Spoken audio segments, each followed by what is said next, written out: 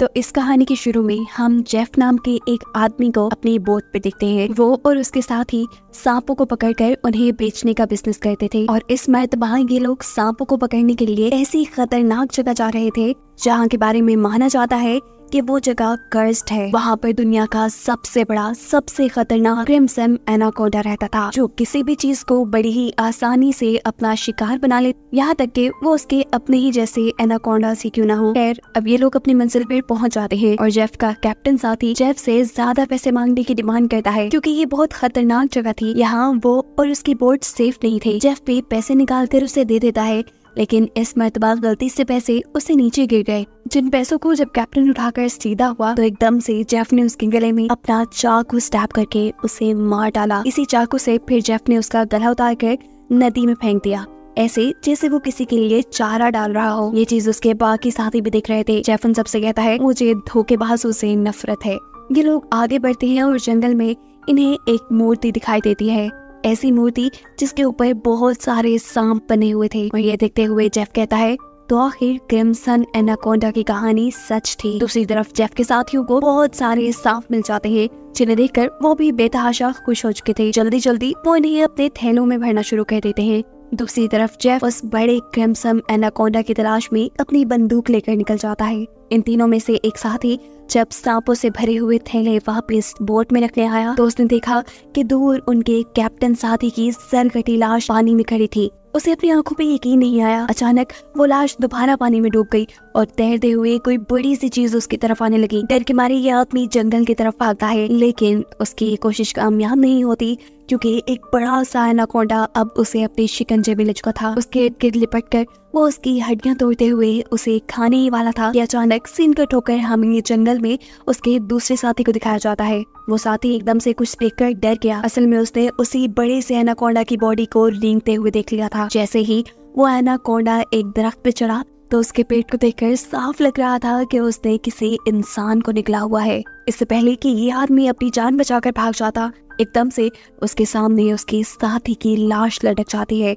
जिसके ऊपर अजीब सा लिक्विड लगा था, क्योंकि सांप ने अब वापिस उसे अपने मुंह से उगल दिया था। उस पहले वाले आदमी को फेंककर ये सांप अब इस आदमी को अपने शिकंजे में जकड़ लेता है। दरख्त के साथ लगाए वो इसकी हड्डियों को भी जकड़ कर तोड़ देता है और फिर उसे भी खाने लग जाता है। दूर खड़ा जेफ चुपचाप ये सारा नजारा देख रहा था और खुश हो रहा था। बजाय अपने साथियों को बचाने के वो तो ऐसे खड़ा था जैसे सब उसकी मर्जी के मुताबिक हो रहा हो। असल में वो इस एनाकोंडा को पकड़ना चाहता था, इसलिए वो अपनी शॉटगन से उसे बेहोश करने ही वाला था कि अचानक जंगल के सभी जानवर शोर मचाना शुरू कर देते हैं, जिनकी आवाज सुनते हुए ये एनाकोंडा यहाँ से भाग जाता है। सीन कट होकर दूसरी तरफ हम बेलियंग नाम के एक आदमी को देखते हैं। बेलियंग अपने साथियों के साथ एक सर्कस में काम करता है, लेकिन ये सर्कस बंद होने की वजह से वो सर्कस के मालिक से यहाँ के सभी आर्टिस्ट को खरीद लेता है, क्योंकि वो इन सभी आर्टिस्ट को अपने साथ थाईलैंड ले जाकर वहाँ अपनी एक नई सर्कस खोलना चाहता था। ये लोग भी नदी के रास्ते थाईलैंड जाने का प्लान करते हैं और जब ये लोग आधे रास्ते में थे तो तब इन्हें लकड़ी के कंटेनर से आगे का रास्ता बंद मिलता है। उनका कैप्टन चाहता था कि ये लोग अपना रास्ता बदल लें, लेकिन इस तरह इनको बहुत टाइम लग जाता थाईलैंड पहुंचने में। बेलियंग कैप्टन को धमकी देता है, जो भी हो हमें वक्त पे थाईलैंड पहुंचना है, क्योंकि वहाँ पे हमारा शो है जिसके पैसे मैं एडवांस ले चुका हूँ। अगर हमने शो ना किया तो हम बर्बाद हो जाएंगे। जवाब में कैप्टन कहता है, फिर तो मेरे पास एक ही रास्ता है कि हम उन सारी चीजों को डायनामाइट से उड़ा दें, बिना ये बात जाने कि उनके इस काम से उनके ऊपर कितना बड़ा खतरा आ सकता था। ये लोग बम से उन सारे कंटेनर्स को जला देते हैं।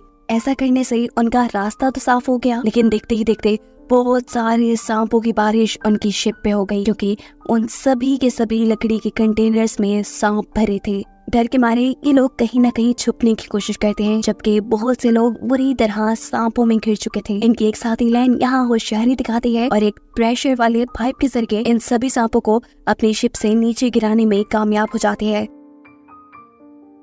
लेकिन तभी अचानक बाथरूम की छत टूटने की वजह से बहुत सारे सांप बेलियंग के ऊपर गिर जाते हैं, जो कि बाथरूम के अंदर छुपा था, जिनसे बचने के लिए वो नदी में कूद जाता है और तैरते हुए किनारे तक पहुंचता है।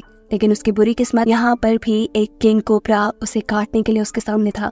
इससे पहले कि वो उसे डस लेता, यहाँ कोई आदमी उसके ऊपर पाँव रखते हुए उसे कुचल देता है। ये इंसान जेफ था, जिसने बेलियंग की जान बचा ली थी, इसीलिए बेलियंग उसे अपनी शिप पे ले आता है। जेफ सबको बताता है कि वो एक वाइल्ड एक्सप्लोरर है और एक एक्सीडेंट की वजह से वो यहाँ जंगल में फंस गया। यहाँ अचानक इनका एक साथी कान पकड़कर जोर जोर से चिल्लाने लगा था। जेफ करीब जाकर उसका कान गौर से दिखता है, फिर अपनी उंगली पे कट लगाते हुए वो इस लड़के के कान के पास ले जाता है और हम देखते हैं कि अचानक उसके कान में से एक सांप का बच्चा निकलकर जेफ के हाथ पे काट चुका था और उसके काटने से जेफ को कोई फर्क नहीं पड़ा। वो तो इस सांप को उठाकर पानी में फेंक देता है। ये सारी चीज यहाँ खड़ी लैन नोटिस कर चुकी थी। लैन खुद भी एक स्नेक एक्सपर्ट थी। वो जानती थी कि एक सांप के जहर से इम्यून करने के लिए इंसान को बहुत सारा सांप का जहर अपने जिस्म में डालना पड़ता है और ये चीज वो बेलियांग को भी बताती है और कहती है, मुझे ये जेफ इंसान ठीक नहीं लग रहा। देखो कैसे उसे सांप ने काटा लेकिन उसे कुछ भी नहीं हुआ। जबकि दूसरी तरफ जेफ इस बोट के कैप्टन से मिलता है। वो चाहता था कि कैप्टन अपनी बोट को उसके बताए नक्शे के मुताबिक एक जगह पे ले जाए। जिस जगह के बारे में सुनते ही ये कैप्टन बंदूक निकाल के जेफ के ऊपर तान देता है और कहता है, अगर दोबारा तुमने यहाँ जाने की बात की ना, मैं तुम्हें गोली मार दूंगा।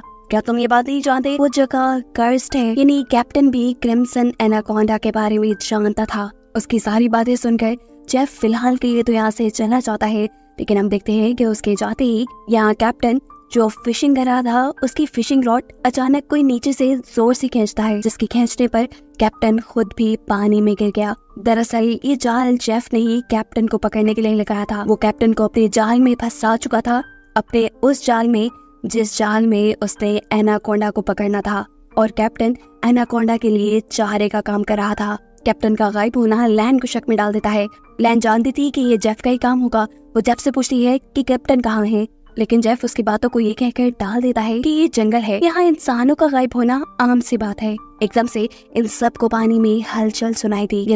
ये लोग पूछते हैं ये आवाज कैसी है, और जेफ बताता है यहाँ कुछ बहुत बड़ा आने वाला है। दिखाया जाता है कि नदी की गहराई में बहुत बड़ा एनाकोंडा जेफ के लगाए जाल की तरफ बढ़ रहा था। जेफ का फिशिंग रॉड जोर से नीचे की तरफ खींचता है, जिसे जैसे ही वो फोल्ड करने लगा तो एनाकोंडा सिर्फ कुछ ही सेकंड के लिए इनके सामने आया। इतना बड़ा, इतना खौफनाक एनाकोंडा देखकर ये सभी डर गए। जेफ ने जो फिशिंग रॉड की रस्सी पकड़ी हुई थी, एनाकोंडा ने जोर लगाकर उसी रस्सी के जरिए जेफ को भी पानी के अंदर कर लिया। वो जेफ को कभी इधर तो कभी उधर पटक रहा था, लेकिन जेफ भी हार मानने वाला नहीं था।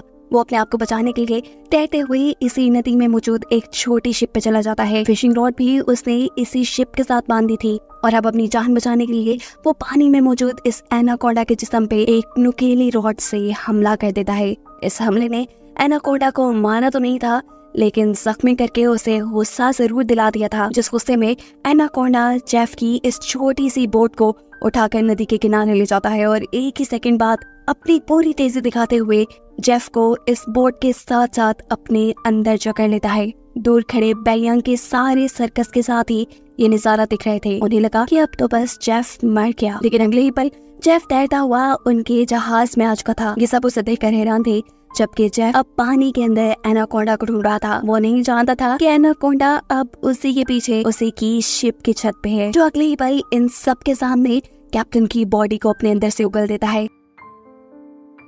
एनाकोंडा ने जिन लोगों के सामने उस आदमी की लाश निकाली थी, वो डर के यहाँ से भागते हुए एक बाथरूम के अंदर छुप जाते हैं और एनाकोंडा तेजी से उनके पीछे उन्हें मारने के लिए बढ़ता है। ये लोग दरवाजा बंद करके मुश्किल से एनाकोंडा को अपने तक आने से रोकते हैं और बाहर की तरफ से जेफ एक नुकीले हथियार से एक और मर्तबा एनाकोंडा के ऊपर हमला कर देता है, जिसकी वजह से गुस्से में एनाकोंडा जेफ की तरफ बढ़ जाता है। एनाकोंडा के हमले से बचने के लिए जेफ एक मिनट के लिए उसकी नजरों से गायब हो जाता है, जिसको ढूंढने के लिए एनाकोंडा शिप के अंदर घुस जाता है, जहाँ के कंपार्टमेंट में बेलियांग और उसके एक साथ ही सांस रोके छुपे हुए थे। एनाकोंडा उन्हें देख नहीं पाता और उनके ऊपर से रिंगता हुआ आगे बढ़ जाता है। लैन इस शिप के कंट्रोल रूम में बंदूक लिए छुपी हुई थी, जो उस बड़े से एनाकोंडा को खिड़की से अपने रूम के बाहर से गुजरता हुआ दिखती है, जबकि एनाकोंडा ऊपर छत की तरफ से होता हुआ नीचे वॉशरूम की खिड़की से इनके बाकी दोनों साथियों के ऊपर हमला कर देता है। वो बच्चा अपनी जान बचाने के लिए लैन के पास आ जाता है, जिसको पकड़ने के लिए एनाकोंडा भी उसके पीछे था। लैन इस बच्चे को बचाने के लिए यहाँ से भाग निकलती है और इस सारी भगदड़ में यहाँ पर बहुत सारा केरोसिन ऑयल गिर जाता है। एनाकोंडा भी गुस्से में जब खिड़की से बाहर इनके ऊपर हमला करने ही वाला था, तब पीछे से दूसरा साथी एक घड़ा इस एनाकोंडा के मुंह में फंसा चुका था।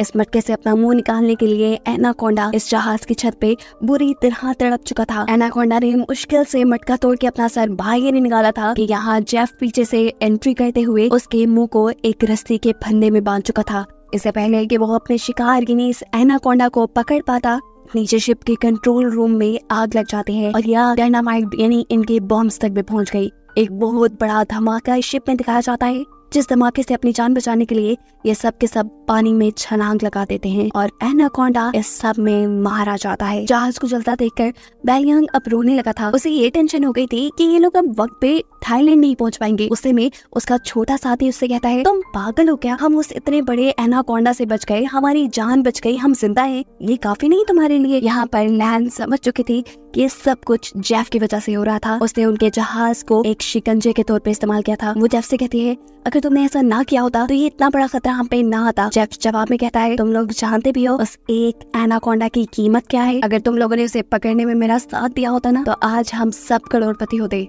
लालची बेलियांग पैसों का सुनते ही फौरन जेफ की तरफ हो जाता है। उसे तो थाईलैंड जाना भूल ही गया था जैसे। वो जेफ से कहता है, बताएं हम उस एनाकोंडा को पकड़ने के लिए क्या कर सकते हैं? हमें पैसे कैसे मिलेंगे? हमें कहाँ जाना होगा? क्या करना होगा? उनकी ये बातें सुनने के बाद जेफ अपना मैप निकालता है, उन्हें दिखाता है और कहता है कि अगर तुम मेरी मदद करोगे तो इस मैप के जरिए मैं तुम्हें 2 दिन के अंदर अंदर थाईलैंड पहुंचा दूंगा। बेलियांग के तो दोनों मतलब पूरे हो रहे थे। वो तो उसके साथ जाने को तैयार था, लेकिन बेलियांग के बाकी साथियों को जेफ के ऊपर एतबार नहीं था। यहाँ बेलियांग के एक साथी की तबीयत भी खराब थी क्योंकि उसे बहुत ही खतरनाक कीड़े ने काट लिया था। इसके जहर से वो मर भी सकती थी। ये देखकर जेफ उसे कहता है, मेरे पास एक ऐसी दवाई है जिसके जरिए इस लड़की का इलाज हो सकता है, लेकिन वो दवाई मेरी बोट तक है। अगर तुम इसका इलाज करना चाहते हो तो तुम्हें मुझे मेरी शिप तक पहुंचाना होगा। ना चाहते हुए भी ये लोग अब जेफ की मदद करने को तैयार हो जाते हैं। बोट तो अब इनके पास भी नहीं रही थी, पैदल ही ये लोग आगे बढ़ रहे थे। आगे जाते हुए जेफ इन्हें कहता है, यहाँ का पानी मत पी लेना, यहाँ के पानी में ऐसे कीड़े हैं जो इंसान के अंदर चले जाते हैं, उसके अंदर ऐसी प्यास लगा देते हैं कि फिर वो इस पानी के अंदर ही अपने आप को डुबा कर मार देता है। रात हो जाती है, ये लोग एक गार के अंदर स्टे करते हैं जहाँ इन लोगों ने आग जलाई हुई थी और जेफ साइड पे बैठा अपनी मैप पे बने हुए एनाकोंडा को दिख रहा था। एकदम से सीन्स फ्लैशबैक में जाते हैं और दिखाया जाता है कि कैसे उस क्रिम्सन एनाकोंडा का सामना जेफ से हो भी गया था। वो एनाकोंडा जेफ को मारने ही वाला था, लेकिन जेफ ने उस टाइम होशियारी दिखाई और अपने आप को उस लकड़ी के कंटेनर्स में बंद करते हुए एनाकोंडा की नजर से बच गया। जिसके बाद ये लोग आए। इन लोगों के डायनामाइट ने वहाँ के कंटेनर्स तोड़ दिए, जिसमें से जेफ बाहर निकल कर इनके साथ मिल गया। सीन्स दोबारा प्रेजेंट पे शिफ्ट होते हैं जहाँ पर जेफ उस मैप को दिख रहा था। बेलियांग उसके पास आता है और उसे कहता है, तुम इसी एनाकोंडा को पकड़ना चाहते हो ना? जेफ कहता है, हाँ, ये एक म्यूटेटेड एनाकोंडा है, एक ऐसा एनाकोंडा जिसे तुम एनाकोंडा का राजा भी कह सकते हो। इसने दुनिया के बड़े बड़े शिकार किए हैं, यहाँ तक कि उसने अपने जैसे बड़े बड़े एनाकोंडास को भी खा लिया। और अगर इसे हम पकड़ने में कामयाब हो जाते हैं तो हमारी 7 पुश्तों को भी काम करने की जरूरत नहीं पड़ेगी। लालच में बेलियांग कहता है, मैं आपकी मदद करने को तैयार हूँ। रात में ये सभी लोग सो रहे थे, तभी अचानक बेलियांग के एक साथी की आँख खुलती है। वो देखता है कि इन सबको चारों तरफ से बड़े बड़े एनाकोंडास ने घेरा हुआ था। अचानक उसकी आँख खुली और हमें पता चला कि ये सब उसका ख्वाब था। उनके आसपास कोई भी एनाकोंडा नहीं था। वो देखता है कि उसका भाई भी यहाँ नहीं है। घबराकर वो इस गार से बाहर आया तो उसने देखा कि उसका भाई बुरी तरह अपने आप को नदी के अंदर डुबा रहा था। करीब जाकर वो अपने भाई को होश में लाने की कोशिश करता है और देखता है कि उसकी नाक से वही जहरीले कीड़े निकल रहे हैं जिनके बारे में जेफ ने उन्हें बताया था कि ये कीड़े इंसान को प्यास लगा लगा कर मार देते हैं और इन्हीं कीड़ों के सद में उसका भाई भी मारा जाता है। ये लड़का बहुत रोता है, लेकिन अब क्या भी हो सकता था। अगली सुबह ये लोग दोबारा अपने सफर पे निकल जाते हैं। चलते चलते जंगल से एक रास्ता इनके सामने ऐसा आया जहाँ चलने के लिए कोई जगह नहीं थी। इन्हें हर हाल में नदी में उतरना ही पड़ता नदी को पार करने के लिए। कोई भी नदी में उतरने को तैयार नहीं था क्योंकि इन्होंने नदी में बहुत मुश्किलें देख ली थी, लेकिन कोई दूसरा रास्ता भी इनके पास नहीं था। डरते हुए ये लोग नदी में उतर जाते हैं और अचानक एक लड़का पानी की तरफ इशारा करता है क्योंकि इनको एक बड़े से एनाकोंडा ने चारों तरफ से घेर लिया था। इनका एक साथी जिसका भाई रात ही मरा था, वो डर के मारे कुछ ना कुछ पढ़ने लग गया, लेकिन जो डरता है वही तो मरता है। वो नहीं जानता था कि एनाकोंडा का मुंह उसके पीछे ही है। एक एकदम से एनाकोंडा उसे पकड़ते हुए बुरी तरह अपने अंदर जकड़ कर लेता है। उसकी मदद को लैन यहाँ आती तो है, लेकिन ज्यादा कुछ नहीं कर पाती क्योंकि ये एनाकोंडा उसकी हड्डियां तोड़ चुका था। वो उसका दम घोटकर उसे मार देता है और ये सब लोग खड़े खड़े तमाशा देखते रह जाते हैं। एनाकोंडा उस आदमी के मरे हुए जिस्म को लेकर पानी में गायब हो जाता है और ये सब लोग उससे बचने के लिए यहाँ से आगे बढ़ जाते हैं। कुछ देर बाद आखिर ये सब लोग मिलकर जेफ की बोट तक पहुँच जाते हैं। जहाँ जाते ही वादे के मुताबिक जेफ इन लोगों को वो दवाई दे देता है जिससे बेलियांग के साथ ही अपना इलाज कर सकती थी। ये लोग थाईलैंड की जमीन के बहुत करीब थे। उनका एक साथी कहता है चलो जल्दी जल्दी यहाँ से चल पड़ते हैं, लेकिन जेफ इन सबसे कहता है ऐसे नहीं, मैं तुम सब लोगों को वादे के मुताबिक सही सलामत यहाँ ले आया हूँ, लेकिन अब तुम लोगों को भी अपना वादा पूरा करना होगा, तुम्हें मेरी मदद करनी होगी। वो छोटा बच्चा जेफ से कहता है अगर तो तुम्हारी ये मदद उस एनाकोंडा से जुड़ी है तो बस फिर भूल जाओ, हम तुम्हारी कोई मदद नहीं करने वाले। उनकी ये बातें सुनते ही जेफ यहाँ बंदूक निकाल चुका था और बेलियांग भी अपना चाकू इन सबको दिखाने लगा था, क्योंकि वो भी तो अब जेफ का साथी बन गया है। वो इन सबसे कहता है चलो जल्दी करो, जो जेफ कह रहा है वैसा ही करो। लैन कहती है तुम सब लोग पागल तो नहीं हो रहे, उस इतने बड़े एनाकोंडा को पकड़ना नामुमकिन है। जेफ कहता है हाँ ठीक कह रही हो, लेकिन पूरी तरह नहीं, उस एनाकोंडा को खाते हुए पकड़ा जा सकता है। ये कहते ही बेलियांग और जेफ दोनों अपने दो साथियों को रस्सी से पकड़कर अपने जाल के ऊपर बांध देते हैं। क्रिम्सन एनाकोंडा के चारे के तौर पर रोता हुआ वो बच्चा बेलियांग से कहता है तुम ऐसा क्यों कर रहे हो, अगर हम लोग मर गए तो सोचो तुम्हारी सर्कस में कौन परफॉर्म करेगा। उसके बाद सुन के पागलों की तरह बेलियांग हंसने लगा और उसने कहा तुम्हें क्या लगा मैं तुम्हें सर्कस के लिए थाईलैंड लेके जा रहा हूँ? अरे पागलो, मैं तो तुम्हें वहाँ लेके जा रहा था ताकि तुम्हारे ऑर्गन्स बेच के मैं बहुत सारा पैसा कमा सकूं, लेकिन अब देखो मैंने अपना प्लान चेंज कर दिया। अब मैं जेफ के साथ मिल गया हूँ क्योंकि मैं जानता हूँ कि तुम्हारे से भी ज्यादा पैसे मुझे ये एनाकोंडा दे सकता है। यहाँ दूसरी तरफ क्रिम्सन एनाकोंडा के लिए ट्रैप लगाते हुए जेफ ने उन दोनों लड़कियों को भी दरख्त से बांध दिया था, जिसके बाद वो अब एक लड़की से बदतमीजी भी करने लगा था। ये लड़की भी चालाक थी, वो उसे रोकती नहीं बल्कि उसी को अपने जाल में फंसाकर उसकी पॉकेट से उसकी गन निकाल लेती है, जिससे पीछे मुड़कर जैसे ही वो जेफ को शूट करती है तो उसकी बुरी किस्मत कि ये गोली चली ही नहीं और अब वो खुद आ गई जेफ के कब्जे में। इससे पहले कि जेफ उसे मार देता या उसकी दूसरी साथी यानी लैन पीछे से आकर जेफ को स्टैब कर देती है अपनी नाइफ से। जेफ अपने बाजू से लैन को दूर गिरा देता है। दूसरी तरफ मौका देखते हुए दूसरी साथी जेफ के हाथ से गन लेने में लग जाती है। यहाँ लैन भी कमजोर हुए बगैर जेफ के ऊपर चढ़कर उसका गला घोटने की कोशिश करती है और इसी छीना झपटी में वहाँ गोली भी चल जाती है। सीन कट होकर हम उन दोनों लोगों को देखते हैं जिन्हें जेफ ने एनाकोंडा के शिकार के तौर पे रखा था, जिनके पास अब बड़ा सा एनाकोंडा उन्हें खाने के लिए आ रहा था और दूर खड़ा बेलियांग ये सारा तमाशा अपनी आंखों से देख रहा था। बेलियांग उनकी जाल की रस्सी पकड़े हुए था, लेकिन वो ये बात नहीं जानता था जहाँ वो दूसरों की मौत का तमाशा देख रहा है वहीं पीछे उसकी भी मौत खड़ी है। एक और बड़ा सा एनाकोंडा उसके ऊपर भी आंख जमाए बैठा है और इससे पहले कि बेलियांग को इस बात की खबर होती, वो एनाकोंडा एकदम से उसके सर के ऊपर वार करके उसे यहाँ से उठाकर ले जाता है। ऐसे उसके हाथ में पकड़ी हुई रस्सी भी उसे छूट जाती है। उन दोनों लोगों का जाल ऊपर चला जाता है।